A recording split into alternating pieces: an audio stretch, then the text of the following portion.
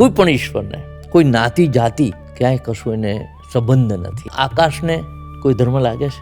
આકાશને કોઈ જ્ઞાતિ જાતિ લાગે છે? સૂર્યને કોઈ જ્ઞાતિ લાગે છે? પાણીને કોઈ ધર્મ નડે છે? આ ઉપાસના છે દત્ત.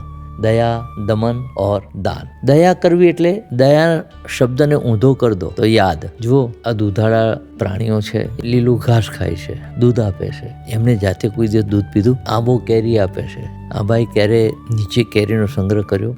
સૂર્ય એ આપણને આખા જગતનો જીવંત રાખવા માટે, પ્રાણી માત્રને 84 લાખ યોનીને જીવંત રાખવા માટે એ સતત પરિભ્રમણ કરે છે. ક્યારે બિલાવ્યું? ચંદ્ર જો આટલી શીતળતા આપે છે, ક્યારે બિલાવ્યું? શા માટે? પરકાજે આપણે હસતા હસતા એ ગુણને સ્વીકારી સર્વે ભવંતો સુખીનઃ આવી જ્યારે આપણામાં ભાવના આવે ત્યારે સાચી દત્ત જયંતિ આપણે ઉજવી કહેવાય. મારા વિચારથી આ પ્રકૃતિ છે ને એ જ દત્તનું સ્વરૂપ છે ને એટલા માટે આવા મહાપુરુષો પ્રકૃતિ અંદર જ એને પામે છે ને પ્રકૃતિને પામી એ પ્રકૃતિ જેવા જ બની જાય છે. ભગવાન રંગાવતો વાસુદેવ સ્વામી મહારાજ જુઓ, સાધુતાનું લક્ષણ શું છે?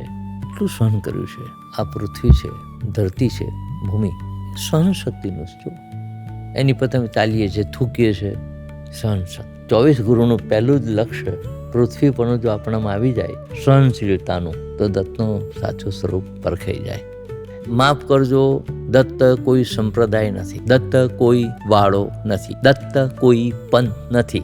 આપી નિજ પર કાજે, બસ આટલું સમજાઈ જાય અને એ ગુણ જો આપણામાં અંતિમ શ્વાસ સુધી આવી જાય અને કોઈ પણ જાતના અહંકાર વિના કર્મ નિષ્કર્મ જ્યારે થઈ જાય ત્યારે સાચી દત્તની ઓળખ થઈ કહેવાય. તો દત્તનું સાચું સ્વરૂપ પરખાઈ જાય.